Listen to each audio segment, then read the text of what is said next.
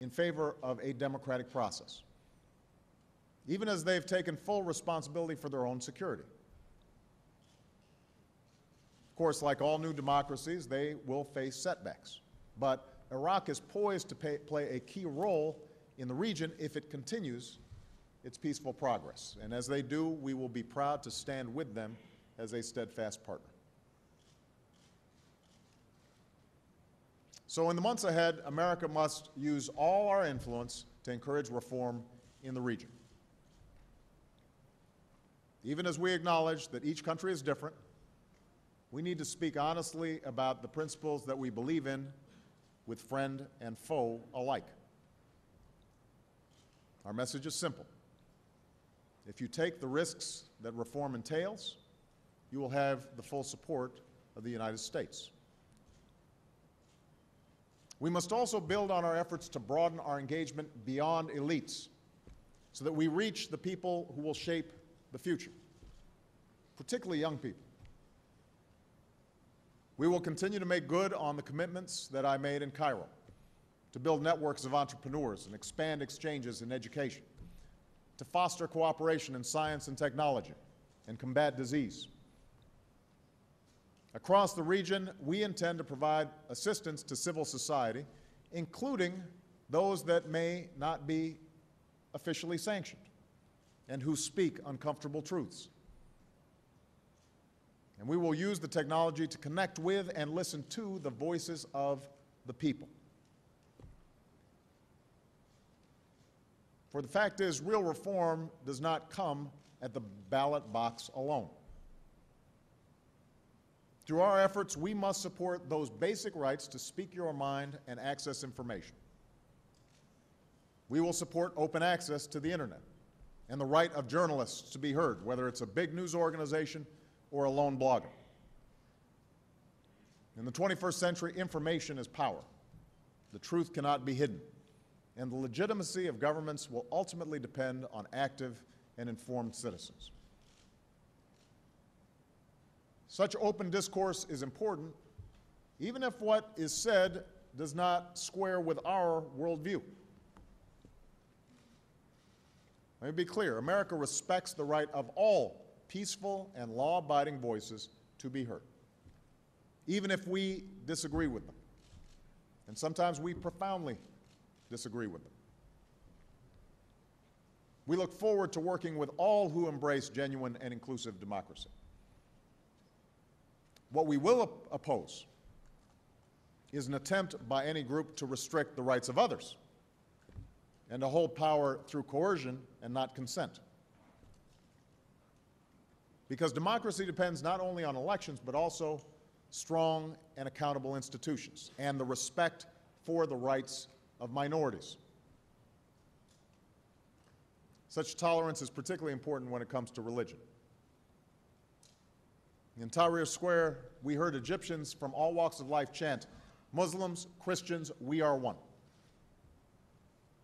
America will work to see that this spirit prevails, that all faiths are respected, and that bridges are built among them. In a region that was the birthplace of 3 world religions, intolerance can lead only to suffering and stagnation. And for this season of change to succeed, Coptic Christians must have the right to worship freely in Cairo, just as Shia must never have their mosques destroyed in Bahrain. What is true for religious minorities is also true when it comes to the rights of women. History shows that countries are more prosperous and more peaceful when women are empowered. And that's why we will continue to insist that universal rights apply to women as well as men, by focusing assistance on child and maternal health, by helping women to teach or start a business, by standing up for the right of women to have their voices heard and to run for office. The region will never reach its full potential when more than half of its population is prevented from achieving their full potential.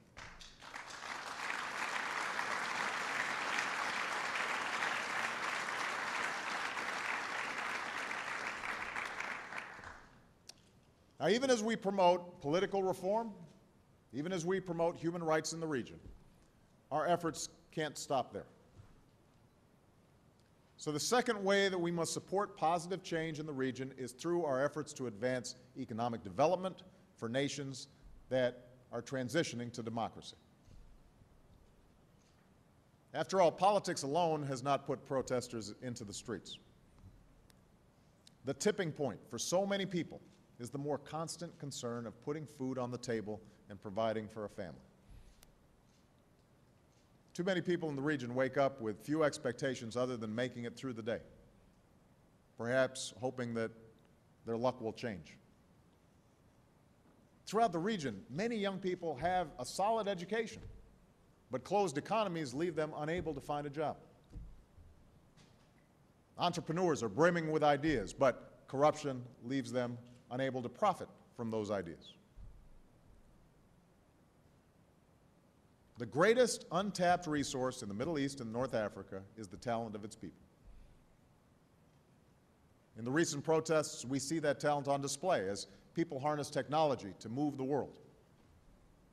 It's no coincidence that one of the leaders of Tahrir Square was an executive for Google.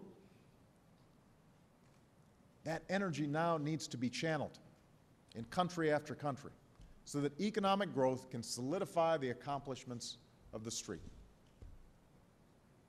For just as democratic revolutions can be triggered by a lack of individual opportunity, successful democratic transitions depend upon an expansion of growth and broad-based prosperity.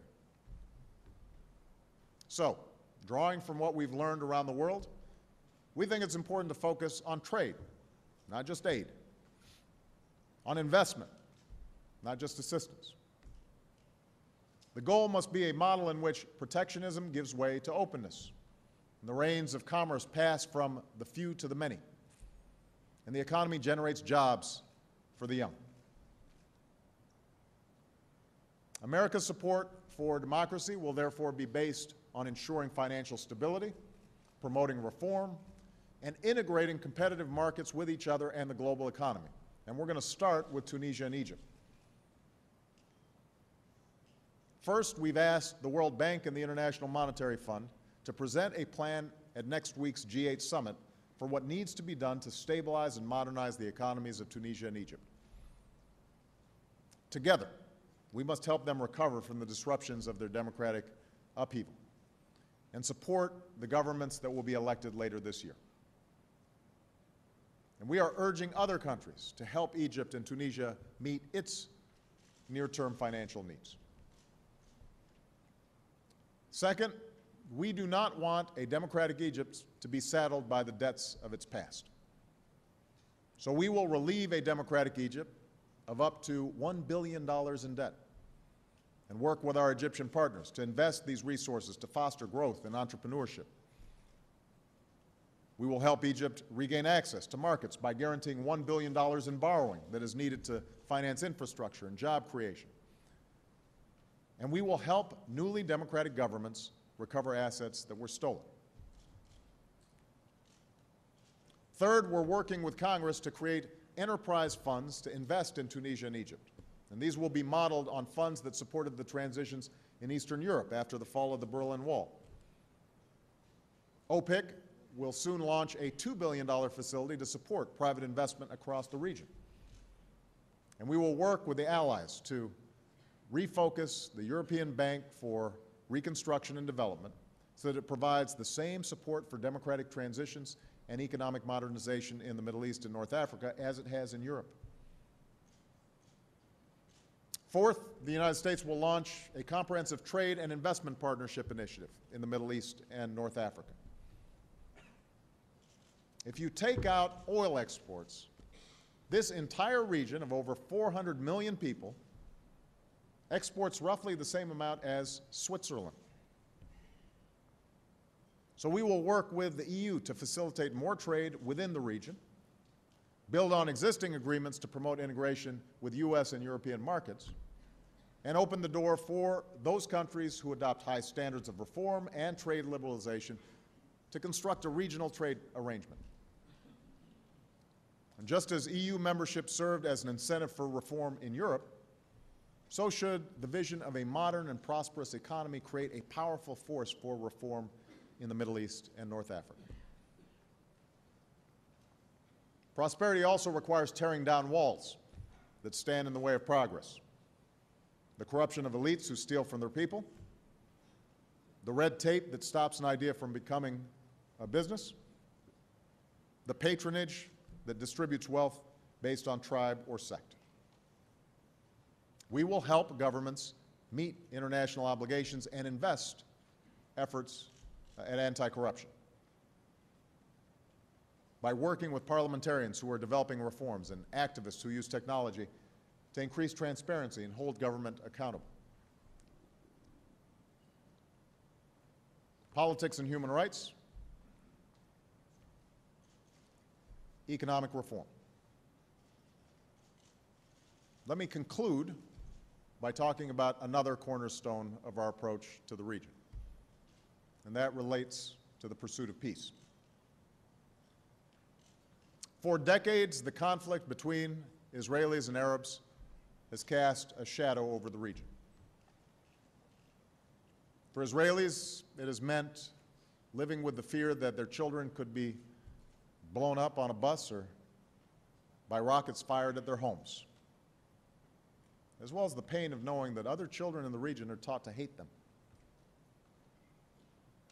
For Palestinians, it has meant suffering the humiliation of occupation and never living in a nation of their own.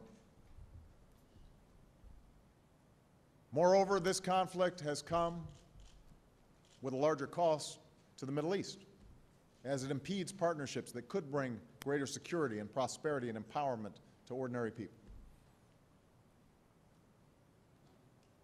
For over 2 years, my administration has worked with the parties and the international community to end this conflict, building on decades of work by previous administrations. Yet expectations have gone unmet. Israeli settlement activity continues. Palestinians have walked away from talks.